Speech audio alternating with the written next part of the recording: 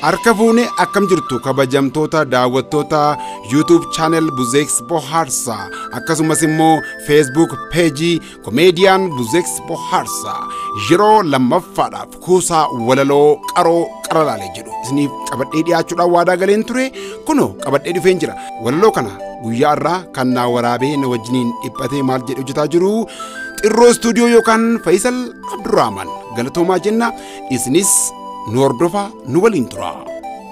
Dhugaan kee saba koo dhugaan kee saba koo gumaan kee saba koo arjummaan kee yoomuu badeem badu seenaaf gootummaan kee nyaataan nyaatee buluuf osoo beekuu dhoksus badiisaa dhokfachuuf waakkachaa si gorsus barri fagaatullee barri dhihaatullee dhiiga keef dhugaa kee namnis ija jaamsu ija kee sukkuumin waaqni haqa nukkaamsu jedha.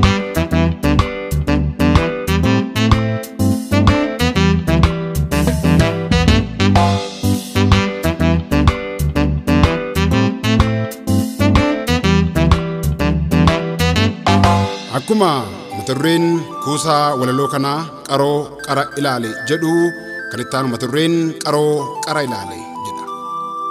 Qaroo qara ilaale furtuu koo waa maraaf abdii sirra kaa'ee mul'ata gurguddaa meeqaatam lakkaa'ee atis koo ta'uu keef na badhaaftee abdii jannata mul'anne naaf taasiftee ardii bulee akkan si arguuf suuraa natti laattee osoon sitti boo'uu na biraa fagaatte qaamaan mana taa'een qalbiin koo halaala jaalalaan joonja'een yaadaan of sakaala yoo beekte naaf himi ani fala wallaale siif baraan bararraa dhiphini na dhaale arras qara jira qaroon qara laale.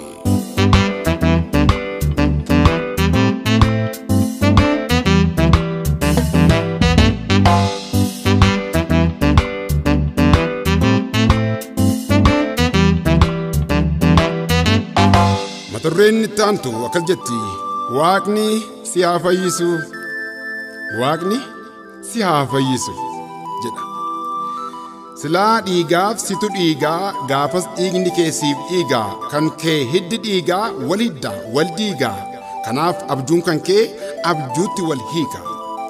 Adda baasi lakkii daaraa fi daakuu maalii bara baraan sirratti makmaakuu na jaallatun se'in warra sitti kolfu warra madaa kan kee madeessuudhaaf horfu ammaartee kennitee nyaatta liqeeffattee ijaartee mana kee teessa kireeffattee adii siif gurraacha gurraachi siif adii kan si dhaane dhiiftee nagoota abbaa badii akkan sirraa eeguu naaf hin taane martuu qaroon kee qarachi qaamoo fi nagartu kuni achi si ari'ee kun as si ari'a osoo olii gad fiigduu dhihee si bari'a kan silaa gurgurtutu abshaalee si bita doofaaf doomaa sanatu waraanee si lixa dhibeef dhukkuba keetiif sumatu ta'e xurree ormeessaan si fura kanat of hin furre egaa atoo kan hin beekne amantee kan beektu shakkita kan ormi si dhaaneef qaama kee yakkita waltaanee utumne haa wal jabeeffannuuf kan saamamne maraa bakka taadeeffannuuf kana jechuu isaatiif hayyuun siin miidhama nama sammuun dabe kamsaatu dhidhiibama hayyee baga taate hayyee baga goote erga odaa gantee waacuu jalaloote wallaalaa tulloomsuun beekaa gadi qabdaa shimala qabattee ceekaa laaftuun cabda gaafa tokko du'u ati mimmaan buufta gaafa foon kee waadan ciiftee waaddiisuufta nagaan kan kee arras tasa nagaan qabu fayyaan kan kees homaa lakki fayyaan qabu anoo olis labee anoo gadis labee si yaaluudhaaf yaaleen qoricha siif dhabe kan ana rakkise isa hin rakkisu abbaan nagaaf fayyaa waaqni si haa fayyisu.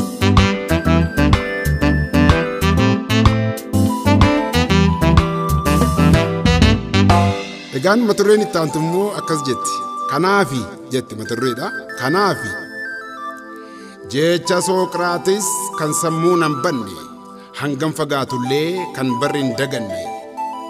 Beekaa addunyaa jechuun na waamu namooti garuu ani kan hin beeku wallaalummaa kooti. Kana quban qaban dhalootni bara keenyaa anatu beekaa malee hin beeku nammeenya. Beekumsa isaa malee beekaan jiran jedhu beekaa utubuu miti ijaan arguun fedhu. Hangamuu haa beeku sammuun eessa haa ga'u mataan tokko yoomuu qofaa guutuun ta'u. Mataa gadi rukuta kan ta'uuf kafana utubaa falate migiratti hamana. Kanaaf duuba deemna kaachaa akka xiyyaaraa kanaaf dalagannee buufanna kisaaraa. Gariin garee jedha gariinis garaa fi atuu ofiif hin galle kan koosii galaa fi sin gorsachi homaa siin godhu ansilaasii ogbarruun barsiisuuf immoo dirqaman qabaa fi dhangalaasii qubaan funaannadhu xaafii.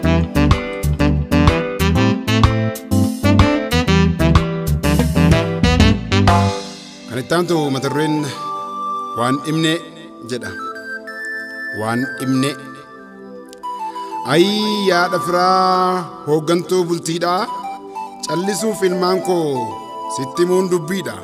Teessoon na tuffattee teessuu koo qorqitaa. Teessee nyaachuuf jecha dhaabbii na dhorkitaa. Situ nan beeku malee hangam beeku beekaa. Dhugaasiif dheebodheen guggubachaa seeqaa. Dhimma koof kee ilaaluuf kan jaarsummaa taa'u nyaara kee ilaalanii badii koo lakkaa'u. Kanaaf anis murtiitu dabe jedhee maanguddoo na bootu isa alaa malee eentu arga siree irratti wanta ati na gootu. Woormaappii kuuldubbii gidduu lamaan keenyaa gadi kaachuu koof keef ol kaachuu jireenyaa sababa waan dhimneen inyinyi anyanyaa dhimma koof kee furuuf lamuu fedhu daanyaa. Anaaf jettee miti feetu ofiif toli abbaatu dhiqataa isa jilbaan olii.